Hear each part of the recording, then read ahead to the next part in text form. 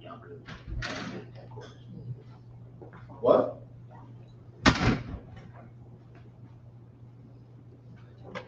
Woo! Please.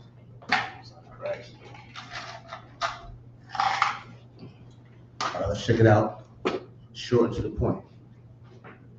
All right, we good to go? We up there? All right, we're gonna just wait 2 minutes. 2 minutes, and we're gonna get into it. Like I said, it's gonna be short and to the point. This is the class we're doing. They're called short and to the point. You know what I'm saying? This is what we're doing.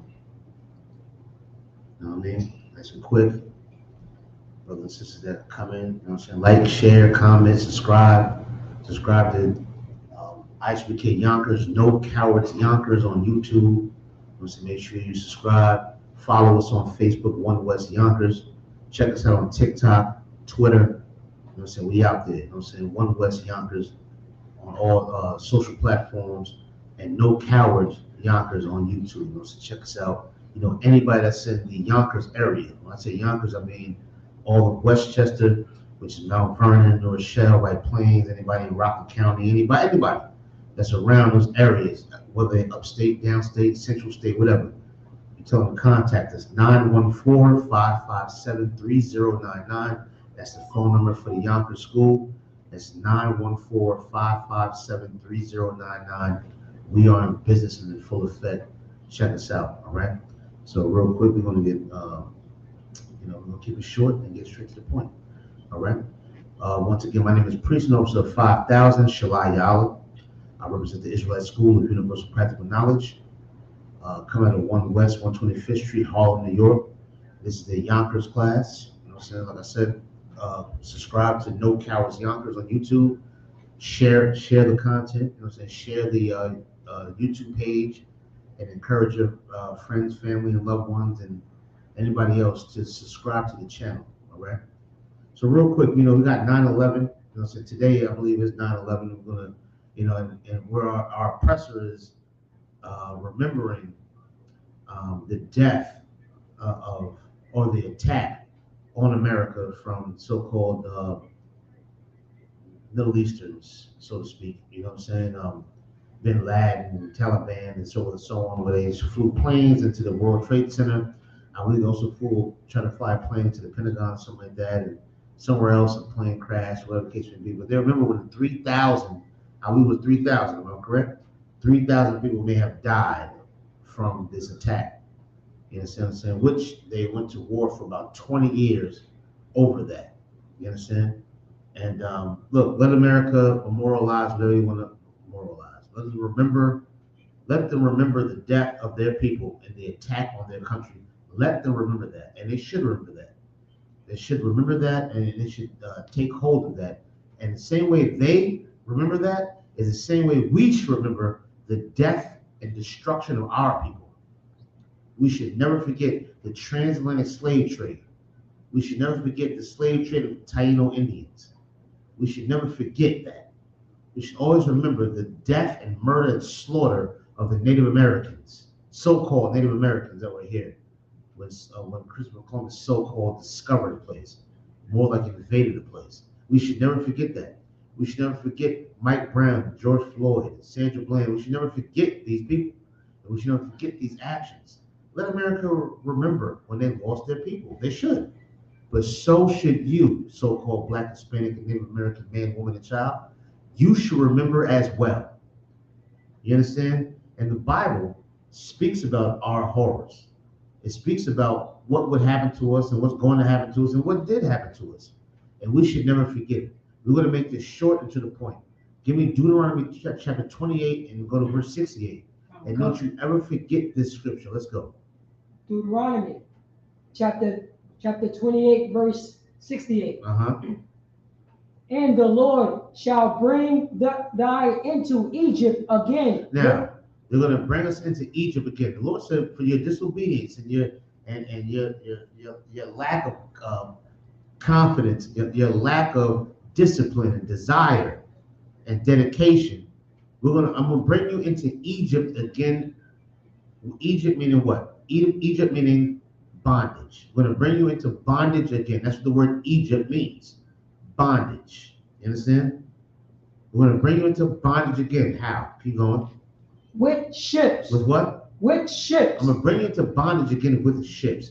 Everybody knows the transatlantic slave trade took place using ships to bring so-called blacks and Latinos and Native Americans over to America and Central America, South America, the Caribbean islands, all over the world, all over the place. You understand what I'm saying? All over the place. You might say, well, I had Native Americans. They was already here. You're absolutely right. You know what I'm saying? They were here. They absolutely were here in America and other places as well. But don't think there wasn't some relatives that wasn't on that ship as well. So there's some Gadites on that ship as well. You understand? And they brought it into bondage with ships. This is in the Bible. There's nothing I'm making up. This is in the Bible. Go ahead. By the way thereof I speak unto thee. Go ahead. Thou shalt see it no more again. Now, what does that mean? This is Moses telling people, look, you're not going to know your homeland no more. You understand? You're not going to see it again. You'll see it eventually, but not now. You know what I'm saying? Not now. You're not going to know about it. You're going to be from Alabama and Mississippi and Tennessee, and you're going to be from Jamaica, and you're going to be from the Netherlands. You know what I'm saying? We'll throw it out there. You know what I'm saying? You'll be from these places. You're not gonna say, I am from Israel. You understand? I'm from Israel. I'm an Israelite from Israel, and we're not gonna have a native tongue. We're not gonna have our heritage. We're not gonna have that no more. You understand what I'm saying? Now the time is coming back to where the Most High God's putting the spirit on our people, and we're getting this back, and we're putting it back out there in the streets to our people, to raise our people up and rise our people up once again. You understand? Read. And there ye shall be sold. Say it again. Salaki, sir. Ye shall be sold unto your enemy. Now, what other people have been put on ships, brought to a foreign land, and sold to your enemy? Now let's just break it down real quick. We know that Israelites were brought into captivity. So-called black folks were put in captivity and brought to a foreign land, which is America and South America, Central America, the Caribbean, and so forth and so on, and sold to our enemies. You understand? To go pick cotton, to pick sugarcane, to pick tobacco, to do these things. What other race of people and nation of people went through this? You understand? You should never forget that really happened. And that's true. And it's in the Bible.